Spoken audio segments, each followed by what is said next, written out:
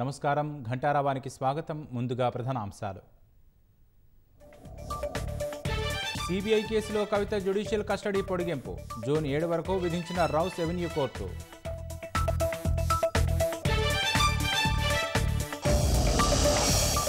నల్గొండ జిల్లాలో వాటర్ ట్యాంకులో మృతదేహం కలకలం.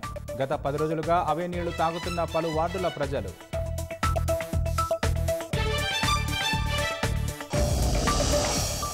రేపటి సార్వత్రిక ఎన్నికల ఓట్ల లెక్కింపునకు సర్వం సిద్ధం. పటిష్ట భద్రత ఏర్పాటు చేసిన ఎన్నికల సంఘం.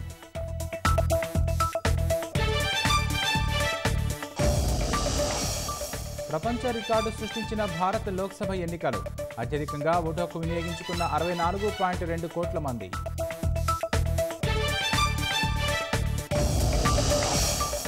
భారీ లాభాల్లో ముగిసిన స్టాక్ మార్కెట్లు. 2,507 పాయింట్లు వృద్ధి చెందిన సెన్సెక్స్.